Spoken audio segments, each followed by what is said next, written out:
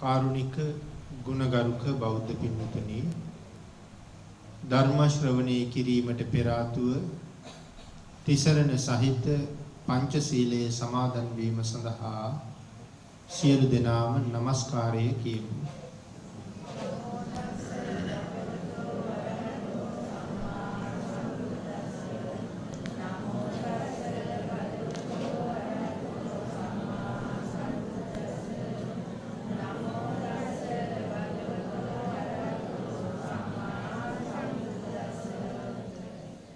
බුද්ධං සරණං ගච්ඡාමි ධම්මං සරණං ගච්ඡාමි සංඝං සරණං ගච්ඡාමි ဒုတိယံ පි බුද්ධං සරණං गच्छामि द्वितीयम्पि धम्मं शरणं गच्छामि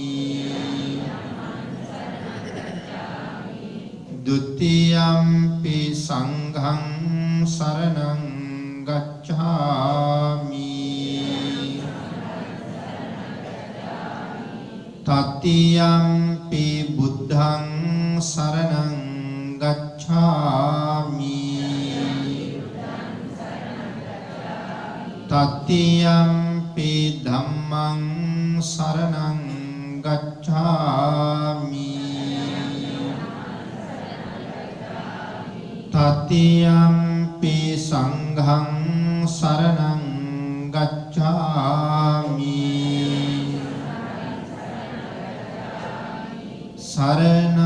शरणागमनं सम्पूर्णं पानातिपाता वेरमणि सिक्खापदं समादियामि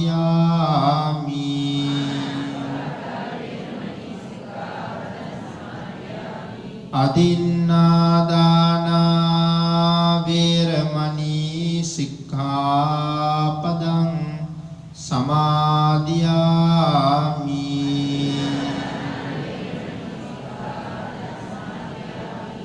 कामेषु मिच्छाचारा वेरमणि सिक्खापदं समादियामि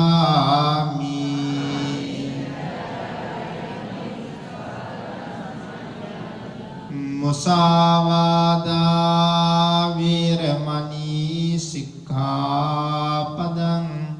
समादियामि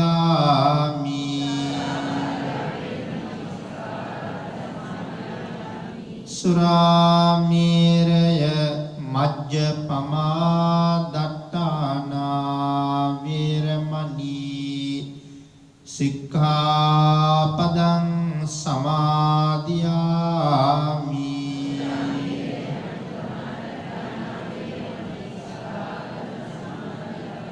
तिसरणेन सद्दिं पंचशीलं धम्मं साधुकं सुरक्षितं कत्वा अपमादेन सम्पादेतब्बं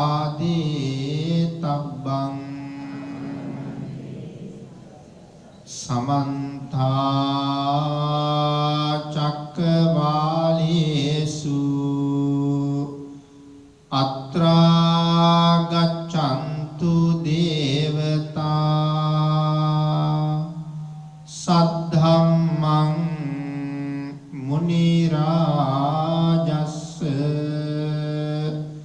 सुनन्तु सग्ग मोक्खदं धम्मස්සවන කාලෝ අයං බදන්තා ධම්මස්සවන කාලෝ අයං බදන්තා ධම්මස්සවන කාලෝ අයං බදන්තා නමෝ තස්ස භගවතු අරහතු සබ්බ ධම්මේසු අප්පටිහත ඥානචාරස්ස දස බල දරස්ස චතුවේ සාරජ්‍ය විසරදස්ස සබ්බ සත්තුත්තමස්ස ධම්මිස්සරස්ස ධම්ම රාජස්ස ධම්මස්සාමිස්ස තථාගතස්ස සබ්බඤුනෝ සම්මා සම්බුද්දස්ස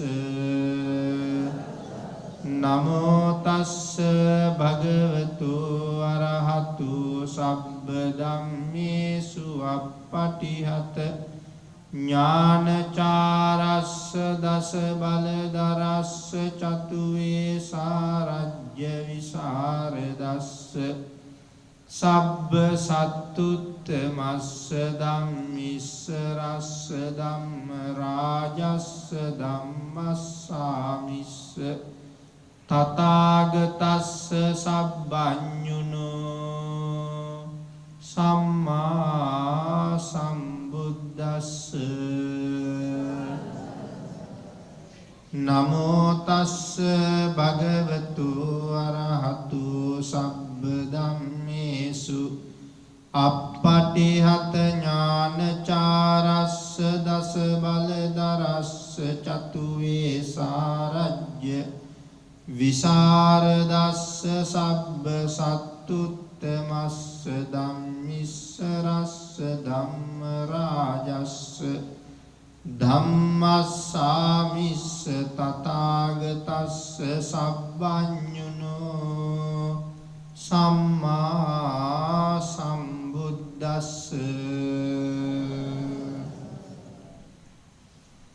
විහාරාධිපති අති ගෞරවනීය නායක මාහිමිපාණන් වහන්සේ ඇතුළු විහාරස්ථානයේ වැඩ වාසය කරන ගෞරවනීය මහා සංඝරත්නයන් අවසරයි සද්ධර්ම ශ්‍රාවක ශ්‍රද්ධා බුද්ධි සම්පන්න කාරුණික ගුණගරුක ශාලීය මහත්මයා ඇතුළු පින්වතුනි පුංචි දූ දරුවනි බොහෝම ශ්‍රද්ධාවෙන් යුක්තව මේ සියලු දෙනාම සැදී පැහැදී සූදානම් වෙන්නේ තථාගත ශාන්තිනායක සම්මා සම්බුදුරජාණන් වහන්සේ විසින් ලෝක සත්වයන් පිළිබඳව අනන්ත අප්‍රමාණ දයාවෙන් කරුණාවෙන් මෛත්‍රියෙන් යුක්තව අවබෝධ කරගෙන දේශනා කොට වදාළ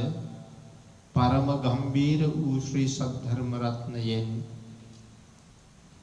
අබමල් රේණුවකටත් වඩා අඩු බොහෝම පුංචි කොටසක් දේශනා කරවගෙන ධර්ම ගෞරවය පෙරදරි කරගෙන දේශනාගත ධර්මයේ ශ්‍රවණය කරන්නත් එසේ ධර්ම ශ්‍රවණය කිරීමෙන් ලැබෙන අවවාද අනුශාසනා තම තමන්ගේ ජීවිතවලට එකතු කරගෙන වඩාත් නිවැරදි ඊ타ත්ම ධර්මානුකූල වූ මෙලව ජීවිතයක් සකස් කරගන්නත් නිවැරදි වූත් ධර්මානුකූල වූත් මෙලව ජීවිතයක් තුලින් සුගතිගාමී වූ පරලොව ආයති භවයකින් සැනසීමේ අභිලාෂයේ ඇතුවයි මේ සද්ධර්ම ශ්‍රවණය කරන්න සූදානම් වෙන්නේ. පින්නතනි බුදුරජාණන් වහන්සේ විසින් අවබෝධ කරගෙන දේශනා කොට වදාළ මේ පරම ගම්බීර වූ ශ්‍රී සද්ධර්ම රත්නය යම් කෙනෙක් ලෝක සත්වයන් පිළිබඳව අනුකම්පාවෙන් බොහෝ දෙනාට යහපත උදා කරවීමේ උතුම් පරමාර්ථයෙන් යුක්තව දානය කරවන්නේ නම් එය මේ ලෝක ධාතුෙහි ඇති සියලුම දානයන් අභිභවනය කළ මහත්ඵල මහානිසංසදායක එකම දානයේ බවට පත් වෙනවා. මීට වඩා උතුම් දාන මේ ලෝකේ නැති බව භාග්‍යතුන් වහන්සේගේම දේශනාවෙන් පැහැදිලි වෙනවා. සියලුම දානයන් අභිභවනය කළ එකම දානය කුමක්ද ස්වාමීනි කියලා තමයි සක්‍ර දේවේන්ද්‍රයන් වහන්සේ බුදුරජාණන් වහන්සේගෙන් ප්‍රශ්නේ ඇහුවේ. ඒකට භාග්‍යතුන් වහන්සේ ලබලා දුන්න පිළිතුර තමයි සබ්බ දානං ධම්ම දානං ජිනාති. මේ සද්ධර්ම දානය සියලුම දානයන් දිනනවා කියලා දේශනා කළා. ඒ වගේම ධර්ම ශ්‍රවණය කිරීම.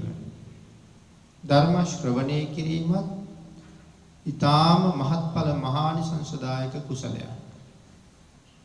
භාග්‍යවතුන් වහන්සේගේ ධර්මයේ ශ්‍රවණය කිරීම මේ ලෝකයන් සියලු කටයුතු අතහැරලා දාලා සිදු කරන්නයි දේශනා කරලා තියෙන්නේ.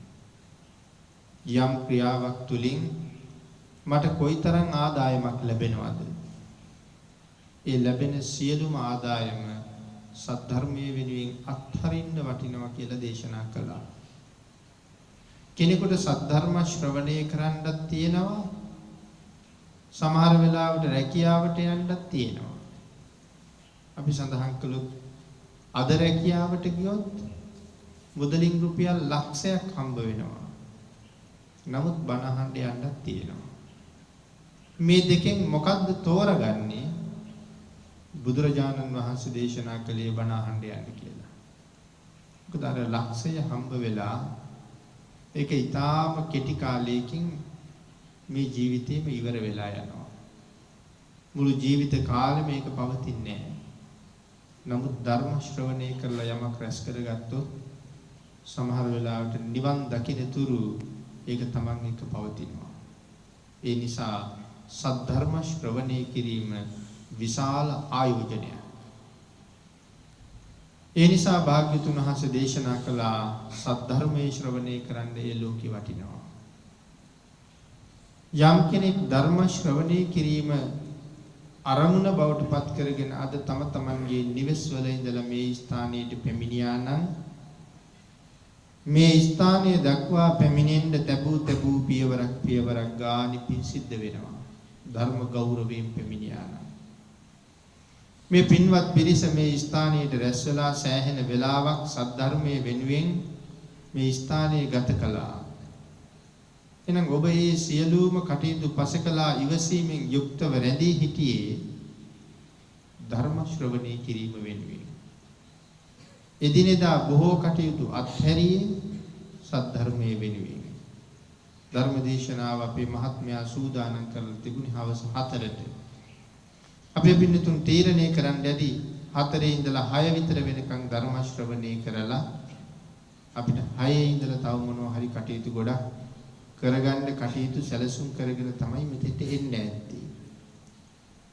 නමුත් අපි බලාපොරොත්තු වුණාට වඩා කාල වේලාව ඉක්ම යනකොට අපි 6 ඉඳලා ඉස්සරහට සැලසුම් කරලා තිබිච්ච කටයුතු ධර්මයේ වෙනුවෙන් අත්හැරියා. නෑ ඊට වඩා ධර්ම ශ්‍රවණය කරනවා එක වටිනවා කියලා සිතින් තමයි මේ පිරිස මේ රැඳී හිටියේ. එහෙමනම් ඒ අත්හැරීම කළෙත් ධර්මයේ නිසා. ඒ අත්හැරීම තුළ අපිට රැස් වෙනවා මහත් වූ කුසලයක්. පින්තුනි අපි සද්ධර්ම ශ්‍රවණය කරනකොට අපේ හිත හැම වෙලාවෙම සැලෙනවා. අපිට ඒක දිගටම එකම අරමුණක ඉඳලා බණ අහන්න තවම මං හිතන්නේ මේ පිරිස ඒ තරම් දියුණු වෙලා නැතුව ඇති. ඒ තරම් විදර්ශනාවකින් බණ අහන්න. ඒ නිසා අපි සැලෙමින් ගැටෙමින් නැවත ශ්‍රවණය කරමින් නැවත සැලෙමින් අපි සද්ධර්ම ශ්‍රවණය කරනවා. එහෙම ධර්ම ශ්‍රවණය කළත් ආනිසංස ලැබෙනවා බොහොම. ඒ බවට උදාහරණ හත්තිපාල සමාගමේදී මනාව පැහැදිලි වෙනවා. අපි බෝසතාණන් වහන්සේ හත්තිපාල කුමාරයා වෙලා හිටපු කාලේ හත්තිපාල සමාගමේ කියන්නේ කාලේ. ඒ කාලේ කරුණ වලින් පැහැදිලි කරනවා ඒ විදිහට කැඩි සද්ධර්ම ශ්‍රවණය කළා. එයින් මහත් වූ ආනිසංසයක් ලැබෙන බව. ඊළඟට අපේ බුදුරජාණන් වහන්සේ බණ අහන්න ක්‍රමයක් දේශනා කළා. භාග්‍යවතුන් වහන්සේ බණ අහන්න දේශනා කරපු ක්‍රමය සඳහන් වෙනවා අනීවරණ සූත්‍රයේ. බණ අහන ලොකු කුඩා හැම කෙනෙක් ගාවම මහත් වූ බලාපොරොත්තුවක් තිබිය යුතු බව දේශනා කළා. මොන වාගේ බලාපොරොත්තුවක්ද? ඒකට සෑහෙන දියුණුවක් අවශ්‍ය වෙනවා. මේ ධර්ම දේශනාව ශ්‍රවණය කරන අතරතුරදීම මාගේ පංච නීවරණ ධර්මයන් යටපත් වේවා. සප්ත බෝධ්‍යාංග ධර්මයන් වැඩි දියුණු වේවා. මේ දේශනාව අතරතුරදීම මට උතුම් මාර්ගඵලයක් අවබෝධ වේවා කියන සිතින් යුක්තවම සද්ධර්ම ශ්‍රවණය කරන්න කියලා භාග්‍යවතුන් වහන්සේ දේශනා කළා. අංගුත්තර නිකායේ පංචක නිපාතේ එක තැනක බුදුරජාණන් වහන්සේ පැහැදිලි කළා මේ ලෝකේ දුර්ලභ පුද්ගලයෝ 5 දෙනෙක් ගැන. ආන්ගේ 5 දෙනා අතර ඉන්නවා මෙන්න මේ ප්‍රාර්ථනාව සහිතව බණ අහන කෙනත් ලෝකේ දුර්ලභ කෙනෙක්. සඳහන් කරනවා හරියටම මේ ප්‍රාර්ථනාවෙන් බණ අහන්න පුළුවන් වුණොත් ත්‍රි හේතුක ප්‍රතිසන්දියකුත් තියෙනවා නම් ඒ අතරතුරදීම මාර්ගඵල ලැබෙනවා කියලා. ඒක බුද්ධ දේශනාවයි. එහෙමනම් එය එසේමයි. අපි ජීවිතයේ පින්නතුනි කවදා නමුත් පුරුදු කළ යුතුයි ආන්ගේ ප්‍රාර්ථනාව සහිතව හරියටම බණ අහන්න. මොකද අපිට කවදා හරි මේ සංසාරේ කෙරවල හොයන්න නිවන් දකින්නම වෙනවා. එහෙනම් ඒ වෙනුවෙන් ඒ සඳහා අපට සූදානම් වෙන්නම වෙනවා. ඒ හින්දා අපි උත්සාහයක් දරමු හැකි තරම් සද්ධර්මයේ තුල සිත රඳවාගෙන ධර්ම ශ්‍රවණය කරලා මේ ගත කරන කාලයෙන් උපරිම ප්‍රයෝජනයක් ගන්න. ඒ සඳහා ඔබ සියලු දෙනාටම භාග්‍යවතුන් වහන්සේගේ ආශිර්වාදය ලැබේවා කියලා ප්‍රාර්ථනා කරනවා.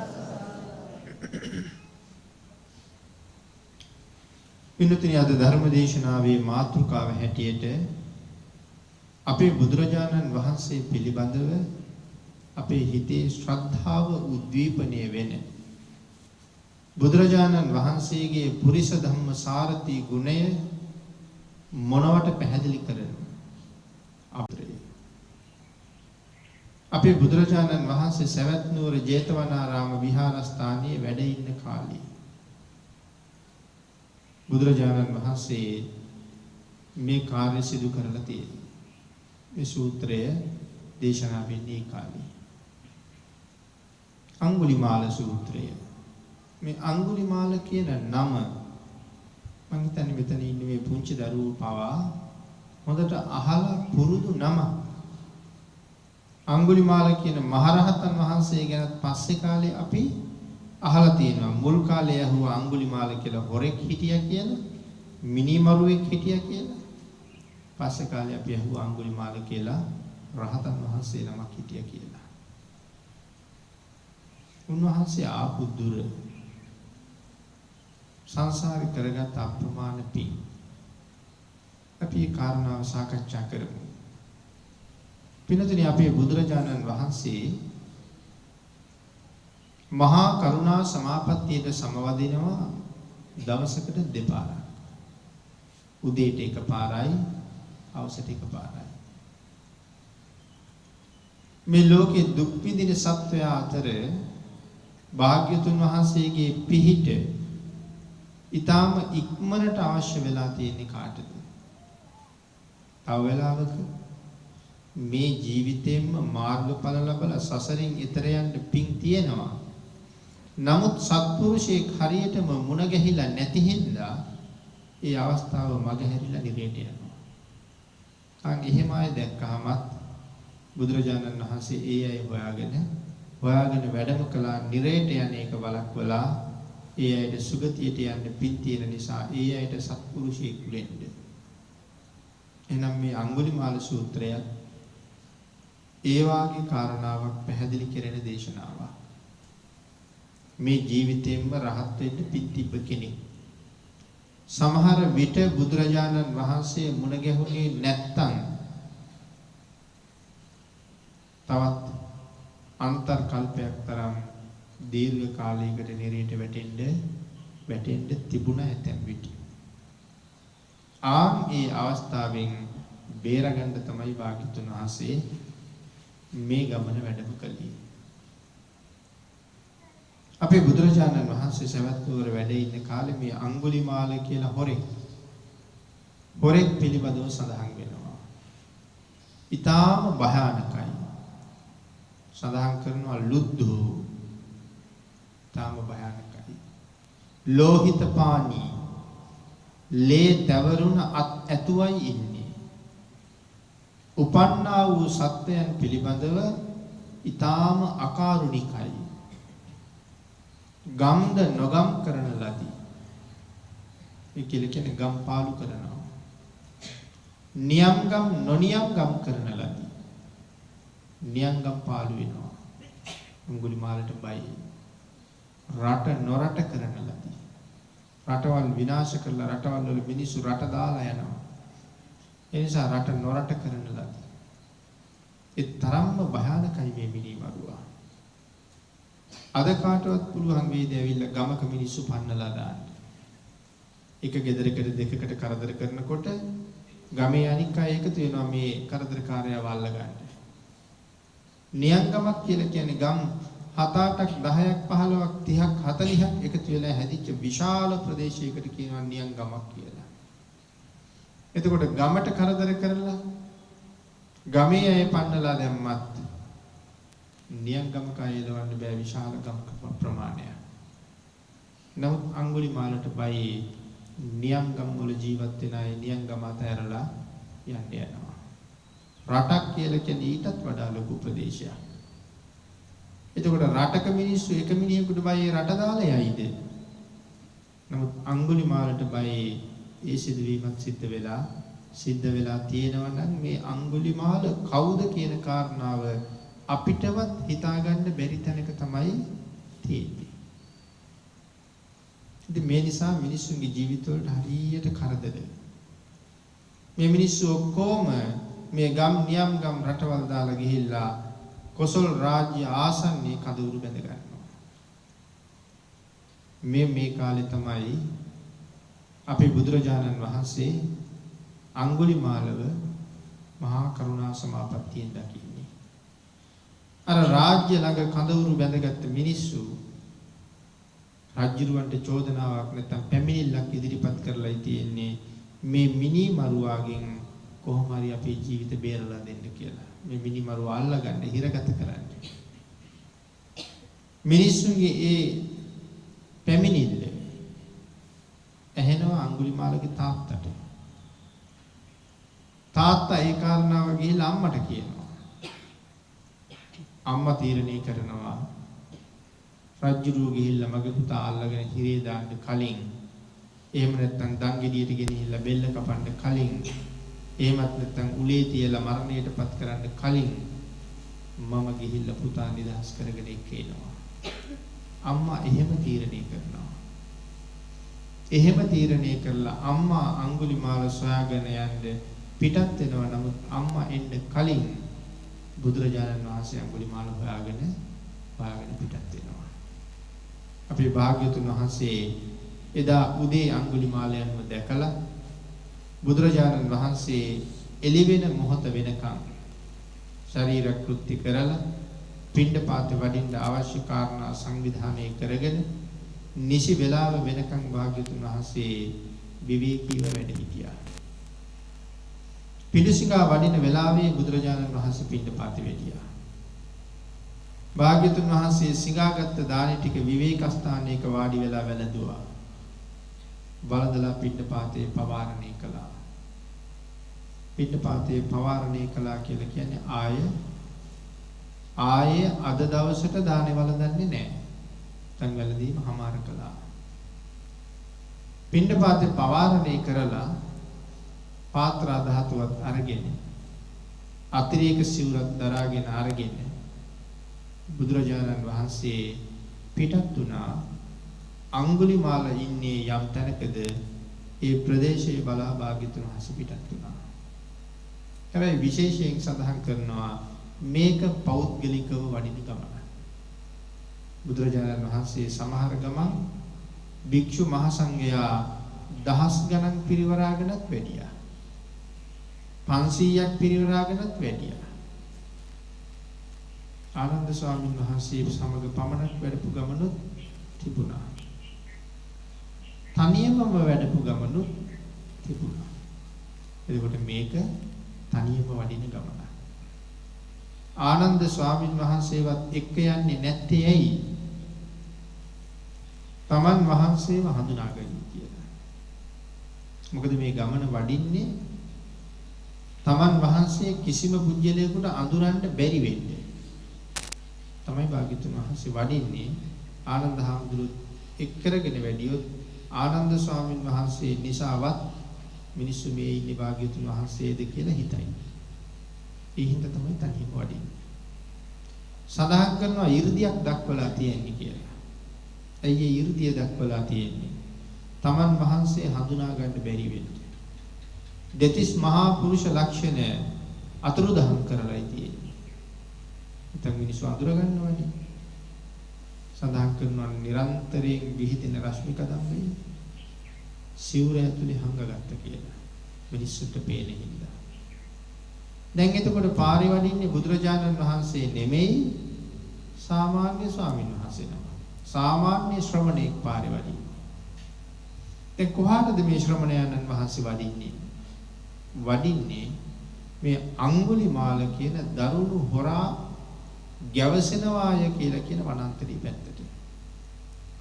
හැබැයි මේ වනාන්තරී පැත්තට යන පාර මේ වෙනකොට සමහර විට වල් වෙහිමින් තිබුණේ. ඇයි මේ පාරේ මිනිස්සු යන්නේ නැහැ. අඟුලිමාලගෙන් බේරෙන්න මිනිස්සු දෙන්න තුන් දෙනා ගියා. එක්කෙනෙක් ගියාමනේ මරන්නේ. දෙන්න තුන් දෙනා ගියොත් මිනිස්සු එන්නේ නැති වෙයි. අඟුලිමාල එන්නේ නැති වෙයි. දෙතුන් දෙනෙක් එක පොර බදන්න එපේ. ඒ වුණාට ඒ ඔක්කොම මරුවා. 10 දෙනා ගියා. කවුරුත් ආපහු ආවේ නැහැ. 20 දෙනා 30 දෙනා ගියා. කවුරුත් ආපහු ආවේ නැහැ. 40 දෙනා 50 දෙනා ගියා. සමහර අවස්ථාවල 60 දෙනෙක් එකතු වෙලා ගියා. 60 දෙනාම අඟුලිමාලගෙන් මරුන් කෑවා මිසක් කවුරුත් ආපහු ආවේ නැහැ. ඒ නිසා මිනිස්සු කිසි කෙනෙක් මේ පාරේ දැන් යන්නේ නැහැ. මිනිස්සු එන්නේ නැති හින්දා තමයි රැට ගිහිල්ලා ගම් වලට පයින්නේ. පාන්දර ජාම මිනිස්සු හොඳට නිදින වෙලාව. ඒ වෙලාවට ගෙවල් කඩාගෙන ඇතුළට පැනලා නිදාගෙන ඉන්න මිනිස්සු ඔක්කොම ඝාතනය කරලා ඇඟිල්ල කපාගෙන යනවා. ඉතින් මෙහෙම වෙනකොට මිනිස්සු ගම දාලා ගියා. ඊට පස්සේ මේ වැඩේ නියංගමේ වෙන්න පටන් ගත්ත මිනිස්සු නියංගම අතහැරියා. ඊට පස්සේ මිනිස්සු රට ඇතහැරියා. එහෙමයි මේ ගම් පාළු වෙන්න පටන් ගත්තේ. දැන් කවුරුවත් මේ පාරේ එන්නේ නැහැ. භාග්‍යතුන් වහන්සේ විතරක් මාර්ගයට අවතීර්ණ වෙලා මේ කැලෑව පැත්තට වඩිනකොට මිනිස්සු දැක්කා. මිනිස්සු දුවගෙන ආව පාරට. ඇවිල්ලා දන ගහගෙන බුදුරජාණන් වහන්සේට වැඳගෙන ආයාචනා කරනවා අනේ ස්වාමීනි ওই පැත්තට වඩින්න එපා. අර ප්‍රසිද්ධ අඟුලිමාල කියන දරුණු මිනිමරු හොරා ඉන්නේ ওই කැලෑවේ. ඔබ වහන්සේ වඩින්න මේපා දැන් මේ පාරේ කවුරුවත් ওই පැත්තට යන්නේ නැහැ ස්වාමීනි. වඩින්න නම් එපා කිය මිනිස්සු වඳිනවා. දැන් මේ බුදුරජාණන් වහන්සේ බව දැනගෙනද වඳින්නේ? නෑ, හඳුනන්න බැරි වෙන්නේ 이르දියක් දක්වලානේ තියෙන්නේ. නමුත් භාග්‍යතුන් වහන්සේ කන් ඇහෙන්නේ නෑ වාගේ මේ ශ්‍රමණයන් වහන්සේට. බීරිද කොහෙද වාගේ. මිනිස්සු කොච්චර ඇඬුවත් මිනිස්සු කොච්චර වැළපුණත් උන්වහන්සේ ඒ පැත්තටම වඩිනවා. මිනිස්සු බලාගෙන අඬනවා අනේ මේ ශ්‍රමණයා අය කවදාවත් අපිට දැක ගන්න ලැබෙන එකක් නෑ. ඉතින් පින්නතේ මේ කාරණාවේ අට කතාවට සම්බන්ධ කරුණු ටිකක් තියෙනවා. ඒ කාරණා ටිකත් අපි සාකච්ඡා කරගෙන යමු. මේ අඟුලිමාලගේ තාත්තා භග්ග කියලා බ්‍රාහ්මණයෙක්. අම්මා මන්තානි කියලා බැමිණියා. අඟුලිමාලගේ තාත්තා කොසල් රජුරුවන්ගේ රාජ්‍ය සභාවේ හිටපු පුරෝහිත බ්‍රාහ්මණයෙක්. භග්ග බ්‍රාහ්මණය නිසා මන්තානි තරුණ බැමිණිය කලික ගැප් ගත්තා. ඒ ක්‍රමයෙන් කලවයස් ඉවත් කරලා දරු ගැබ බිහි කළා. එක උදේවරුවක තමයි දරුවා උපන්නේ.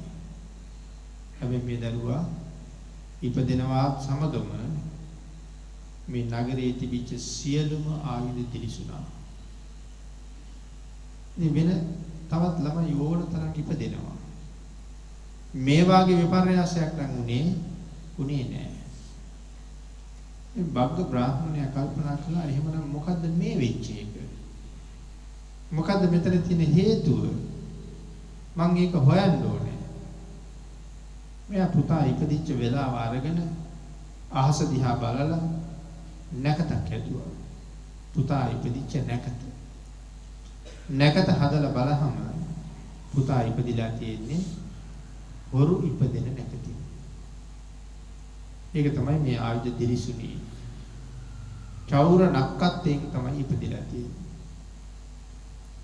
මොනව කරන්නද ඉතින් අනාගතේ පුතා හොරෙක් වෙනවා. හොරු ඉපදෙන නැකතින් ඉපදුනේ. 18 කල්පනා කළා. කොහොමද මේ දරුවා හදන්නේ? ලොකු වෙනකොට මොන වාගේ කරදරයක් වෙයිද? රජුරු ඇහුවොත් මොනවා කියන්නද? රජමාලිගාවෙත් ආයුධ දිලිසෙන්න ඇති. රජු මොකද කියන්නේ කියලා බලන්න වගේ උදේ පාන්දරම පහවදා පිටත් වුණා රජමාලිගාවට. රජුරුවන්ගෙන් ඇහුවා ස්වාමීනි ඊ රාත්‍රියේ වහන්සේ බොහෝම සුවෙන් සතපුණා නේද කියලා. ඒ වෙලාවේ රජු සඳහන් කරනවා මොන සතපිල්ලක්ද බ්‍රාහ්මණ? ඊයේ මේ මාලිගාවේ තිබිච්ච සියලුම ආයුධ දිලිසුණානේ. මේ රජමාලිගාවේ තිබිච්ච ආයුධ සිරියහන් ගබඩාවේ තිබිච්ච ආයුධ ඔක්කොම දිලිසුණා. මොකද්ද මේකට හේතුව? මට කරදරයක්ද? මගේ රටවැසියන්ට කරදරයක්ද? දන්නේ නැහැ ඒක. ඒ හින්දා මං කොහොම සනීපෙට නිදාගන්නද? ආන් ඒ වෙලාවේ බ්‍රාහ්මණයා සඳහන් කරනවා ස්වාමීනි මහරජතුමනි ඊයේ අපේ ගෙදර පුතෙක් ඉපදුනා. ආන් ඒ පුතා ඉපදිච්ච වෙලාවේ තමයි ඔය ආයුධ දිලිසෙන එක සිද්ධ වුනේ. බ්‍රාහ්මණ තවත් ඕන තරම් දරුවෝ මේ රටේ උපදිනවා. මෙහෙම සිද්ධියක් උනේ නෑනේ. මොන හේතුවක් නිසා පුතා ඉපදෙනකොට ආයුධ දිලිසුණාද? ස්වාමීනි ඒක ගැන කතා කරගෙන යන්න තමයි මම ආවේ. ස්වාමීනි මගේ පුතා ඉපදුනේ හොරු ඉපදෙන නැගති. චෞරණක් කත්තේ. ඒ කියන්නේ මගේ පුතා අනාගතේ හොරෙක් වෙනවා. ස්වාමීනි මං අහලා යන්න ආවේ.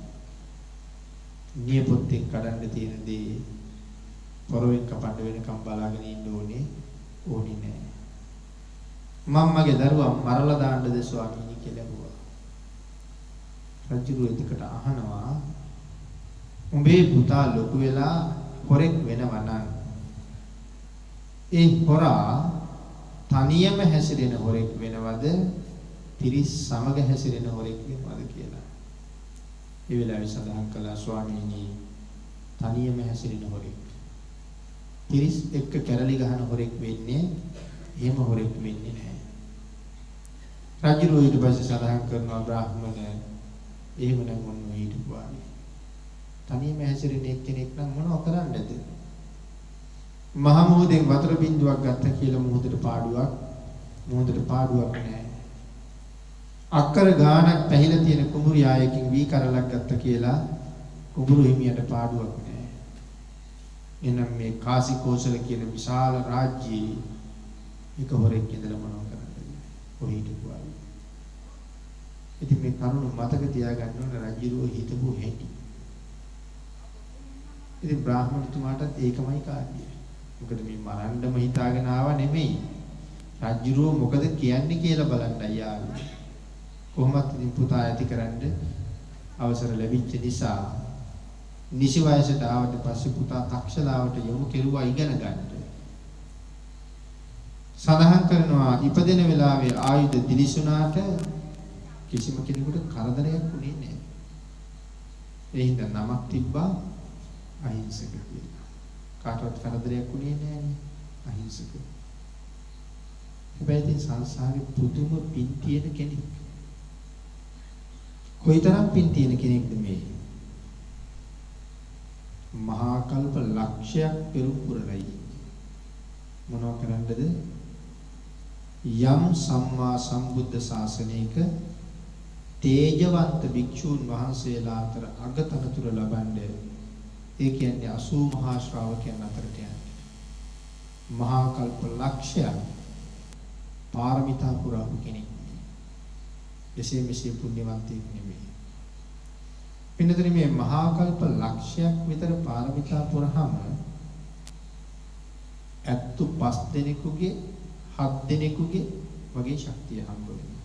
බොහෝ අයට 75ක හෝ 7ක ශක්තිය ලැබෙනවා. ඉතින් ඒකට අඟුලිමාල කියන්නේ ඒ තරම් මහ පුදුම ශක්තිවන්තයෙක්. පුණ්‍යවන්තයෙක්, ශක්තිවන්තයෙක්. ඊටම ලස්සන රූපයක්. තක්ෂලාවට ගියහම ඒ පින්වන්තකම හින්දාම ගුරුතුමාගේ හිත ඇදිලා ගියා මේ කුමාරයා පැත්තට. තව දහස් ගණන් ශිෂ්‍යයෝ ඉන්නවා. ඒ සියලු දෙනාම අතෑරිලා ගුරුතුමාගේ හිත මේ කුමාරයා වෙනුවෙන් ඇදිලා ගියා. දැන් හැමදේම කියන්නේ කතා කරන්නේ අගය කරන්නේ ගුණ වර්ණනා කරන්නේ මේ කුමාරයාගේ. ගුරුතුමත් බොහෝම ආදරේ, ගුරු දේවියත් එසේම ආදරේ. අන් ශිෂ්‍යෝ අරමුණු වෙන්නේ නෑ වාගේ ගුරුතුමාට දැන්. ඊටාම දක්ෂයි. ඊටාම කීකරුයි. ගුරු ගෙදර තමන්ගෙන් කෙරෙන්න යමක් තියෙනවා නම් ඒ සියල්ල අතපසු නොකර නොපිරිහෙලා කරනවා. ගුරු දේවිය අහිංසකට දක්වන්නේ පුත්‍ර ප්‍රේමයක්. තමන්ගේ පුතා වගේ සෙනෙහස දක්වනවා. ගුරුතුමත් එහෙමයි. ඉතින් අනිත් සහෝදර ශිෂ්‍යයන්ට මේක ඒ තරම් රුචි ක්‍රියාවක් බවට පත් වුණේ. ගැළපෙන්නේ නැතුව ගියා මේගොල්ලන්ට ඉවසන්න බැරුව ගියා. දේශසිත ඊර්ෂ්‍යාසිත ඇති වෙන්න පටන් ගත්තා. ඒක සාමාන්‍ය ස්වභාවය. ඒ නිසා මේ අය එන්න අහිංසකේ කමනාප වුණා. නමුත් ඒ යමනාපකම පෙන්වන්නේ නැහැ. කොහොම හරි අහිංසකත් ගුරුතුමත් ભેද කරන්න ඕනෙකම තිබුණා. මේ වෙනකොට සෑහෙන ශිල්පී ඉගෙනගෙන ඉවරයි. මේගොල්ලෝ කල්පනා කළා කොහොමද මේ දෙන්න බිඳවන්නේ? මොනවා කියලාවත් මේ දෙන්න බිඳවන්න බෑ. තරම්ම මේ දෙන්නට දෙන්න විශ්වාසයි. නමුත් මේගොල්ලෝ උපායවල් කල්පනා කරලා තීරණය කළා මේ ලෝකේ පුරුෂයාගේ දුර්වලම තැනක් තියෙනවා. මොකද්ද පුරුෂයාගේ දුර්වලම තැන? දුර්වලම තැන තමයි තමන්ගේ බිරිඳ. පුරුෂයාගේ දුර්වල තැන බිරිඳ. බිරිඳගේ දුර්වල තැන සැමියා. යම් හේතුවකින් යම් ස්වාමි පුරුෂයෙකුට කවුරු හරි චූටි විස බීජයක් ඇතුල් කිරුවොත් තමන්ගේ බිරිඳ පිළිබඳව යන්තම් සැකයක් බිරිඳ ගැන යමක් කියන්න හදලා මග නතර කරනවා. ඇහුවට කියන්නේ.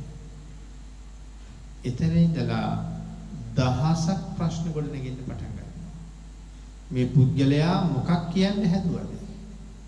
එහෙම ප්‍රශ්න මත ඊට පස්සේ හැම පැත්තෙම සැක කරන්න පටන් ගන්නවා. හැම ආකාරයකින්ම හොයන්න පටන් ගන්නවා. ආදරේ වගේ වෙනද වගේ මේකට ඉන්නවා වගේ එහෙම පෙනුනට හිත යටින් සැක මුසුව හොයනවා. රැකියාවට යනවා කියලා මකට ගිහිල්ලා එනවා. දවස් ගානකට මාස ගානකට සැරයක් එනවා නම් ගිහිල්ලා යන්නේ නැතුව මගේ ඉඳලා රැට ඇවිල්ලා කතා කරනවා. මේ වාගේ විවිධ ක්‍රම පාවිච්චි කර මොනවද මේ පුද්ගලයා ඇය ගැන කියන්නේ හැදුවේ කියලා විමසිලිමත් වෙනවා. ඉතින් ඒ විමසිල්ලත් එක්ක Tamanට මොකද වෙන්නේ? එන්න Taman හැම පැත්තෙම පිරිහින්න පටන් ගන්නවා. ඒ රාජකාරියට ගියත් හරියට රාජකාරියවත් කරන්න බැරුව යනවා. බෙරිදකටත් එහෙමයි. එනම් මේ දුර්වලම තැනට අපි පහර දෙමු කියලා මේගොල්ලෝ හිතුවා. එහෙම හිතුවත් මේ ශිෂ්‍යයෝ දන්නවා අපි කට්ටියම එකට ගිහිල්ලා මේ කතාව කිව්වොත් කවදාවත් ගුරුතුමා එක පිළිගන්නේ නැහැ. අහිංසකට තියෙන ආදරේ හින්දා අපිට බැනලා පන්නනවාමයි. මගේ පුතාට විරුද්ධව චෝදනා කරන්න එන්න එපා කියලා බණි. ඒ හින්දා අපි ඔක්කොම ගිහිල්ලා හරියන්නේ නැහැ. අපි ටික වෙන වෙනම යනවා. එහෙම තීරණය කළා 7-8 දෙනා කණ්ඩායම් හැදුනා. දන්නවා ඉතින් පළවෙනි කණ්ඩායම අපිට නම් හොඳටම බැලුම් අහන්නයි වෙන්නේ කියලා. කෙසේ වෙතත් ගිහිල්ලා චෝදනාව කෙරුවා. බැනලා පන්න ගත්තා. මගේ පුතාට විරුද්ධවද චෝදනා කරන්න ඉන්නේ කියලා. ආය දවස් 3-4ක් ගියාම අර කණ්ඩායමේ ගියපු එක්කෙනෙක්වත් නෑ අලුත්ම කණ්ඩායමක් ගිහිල්ලා චෝදනා කරනවා. ඒගොල්ලන්ටත් බයිනවා. 3වෙනි 4වෙනි කණ්ඩායම ගිහිල්ලා චෝදනාව ඉදිරිපත් කළා. ඒ හැමෝම බැලුම් අහගෙන ආපහු ගියා. 5වෙනි 6වෙනි කණ්ඩායම ගිහිල්ලා වෙනම කියනකොට ටික සැක උපදින්න පටන් ගන්නවා. මෙච්චරම කියනවා නම් මේ තුල මොකක් හරි නැති වෙන්න බෑ. එදා නම් හිතුණා මං අහිංසකව මරනවා කියලා.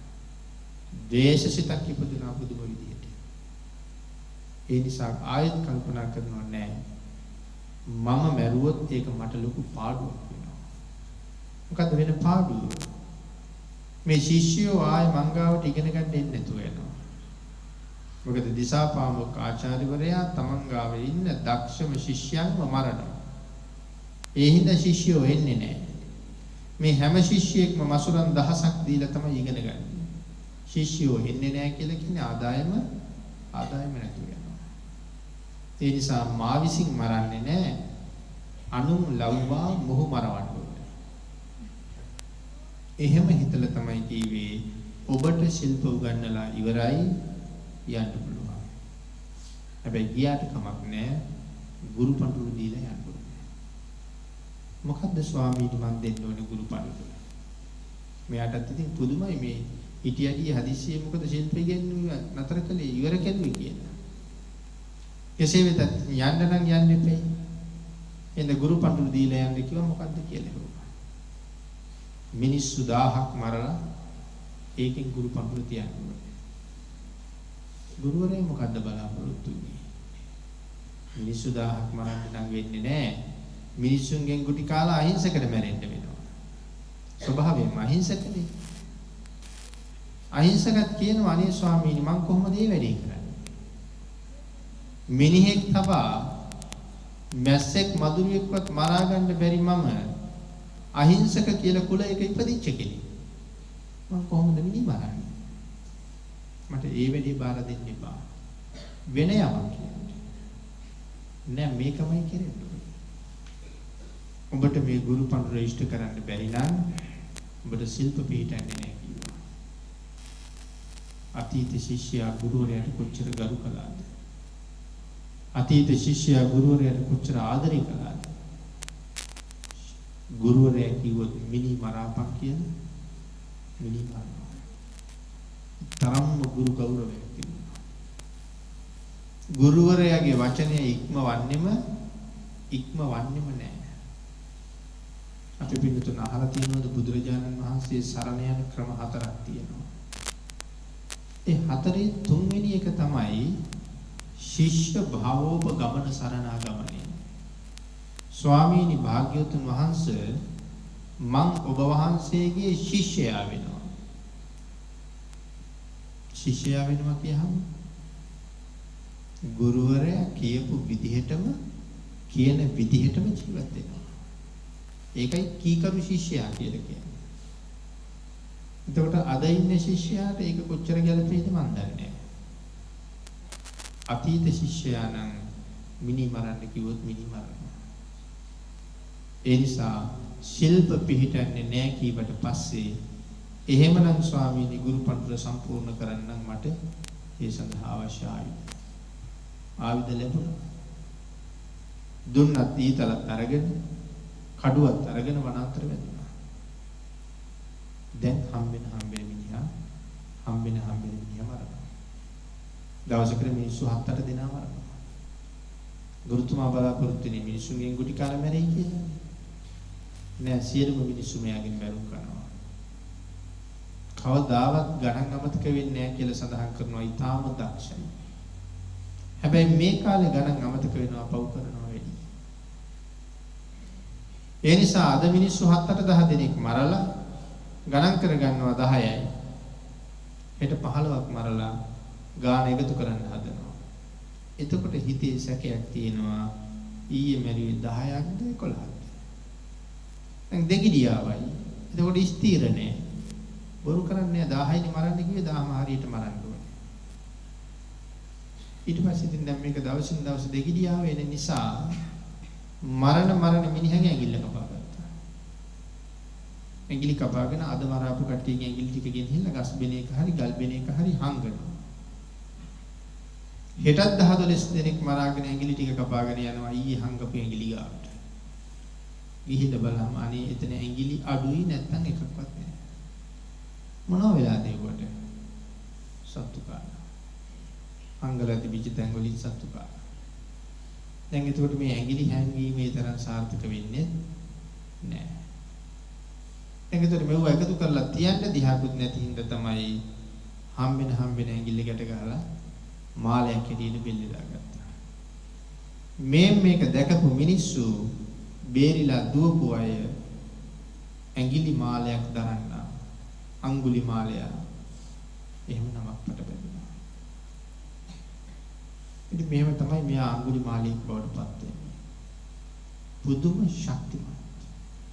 අපි මුලින් සඳහන් කළානේ ඇත්තු ගණනාවක ශක්තිය තියෙනවා.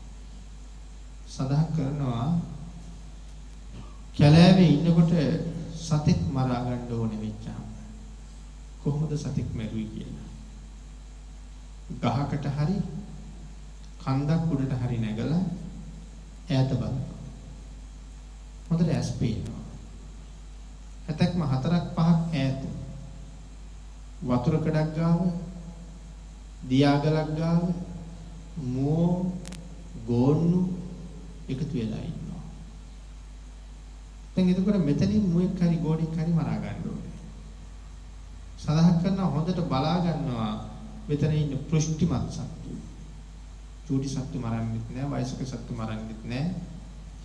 ඒක පෘෂ්ටිමත් තරුණ මුවෙක් හරි ගෝණෙක් හරි බලා ගන්නවා.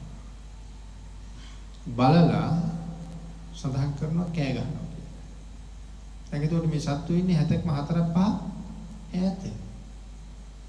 කෑ ගහනකොට මේ සත්තු බයේ සීසීකට දුවනවා. ඒකට හිතන්නකො මොන තරම් හඬක් තියෙන්නේ නැද්ද කියලා. සත්තු දුවන්න පටන් ගත්තට පස්සේ තමන් අර හොඳට බලලා අරමුණු කරපු සතා දුවන පැත්ත බලලා නැගලා ඉන්න ගහෙන් හරි කන්දෙන් හරි බිමට පැනලා එලවන්න පටන් ගන්නවා. ඒ සත්තු දුවන්නේ 7-5ක් ඇති. සඳහන් කරනවා එහෙම එලවලා තමන් දැකපු බලාපු සතාගේ පාද දෙකෙන් ඇදලා අරන් උස්සලා පොළවේ ගහලා මරා ගන්නවා කියලා. එතකොට අර සතාට වතුරකඩ ගාවේ ඉඳලා කැලේට පැන ගන්න බැරුව ගියා. මෙයා 7-5ක් දුවලා ගිහිල්ලා ඇල්ලුවා. අනික මුවෙක් ගෝණේ කෙමින් දුවනායේද? එතකොට ඒකෙන් තේරුම් ගන්න ඕනේ අඟුලිමාල කොයිතරම් වේගෙන් දුවනවද කියලා. අඟුලිමාල කියන්නේ මොන පුරුෂයෙක්ද? අඟුලිමාල කියන්නේ අජානීය පුරුෂයෙක්. එතකොට අපි පින්නතුන් අජානීය කියන වචනේ මීට කලින් අහලා තිබුණේ නැද්ද? අහලා තිබ්බා. අපි අජානීය කවුරු ගැන අහලා තිබුණාද? අජානීය අසුය. අංගුත්තර නිකායේ සීහ සූත්‍රයේ අජානීයෝ 5 දෙනෙක් ගැන දේශනා කරනවා. අජානීය අශ්ව, අජානීය හත්ති, අජානීය වෘෂභ, අජානීය සිංහ, අජානීය පුරුෂ. මේ තමයි අජානීයෝ 5 දෙනා. අජානීය වෘෂභ කාටද මේ වෘෂභයා කියලා කියන්නේ? වෘෂභයා කියලා කියන්නේ ගවයෝ 100කට විතර නායකයෙක්. වෘෂභ. ඒ අද කාලේ සංගණන නෙමෙයි මේවා. එදා ගවපට්ටියක ගවයෝ 10 ගණන් හිටියා. ඒ 10 ගණන් ඉන්න ගවපට්ටිය වල තමයි මේ සංගණනය කෙරෙලා තියෙන්නේ. එක වෘෂභයෙක් එක්ක ගවයෝ 100ක් විතර එකතු වෙනවා. එයත් එක්ක කණ්ඩායමක් වෙනවා. මෙයා තමයි කණ්ඩායමේ නායකයා. එයාට කියනවා වෘෂභ කියලා. වසභ කියනවා ගවයෝ 1000ක නායකයට. එයා වෘෂභට වඩා උසස්. එයත් එක්ක ගවයෝ 1000ක් විතර එකතු වෙනවා. නිසභ කියලා කියන්නේ කාටද? ලෝකේ කොච්චර ගවයෝ ඉන්නවද? ඒ සියලුම ගව ගණයාගේ රජුවන්ට කියනවා නිසභ කියලා. වෘෂභ, වසභ, නිසභ. එතකොට පොදුවේ වෘෂභ කියලා කියහම මේ අජානීය වෘෂභ කාටවත්ම බය නැහැ. මේගොල්ලෝ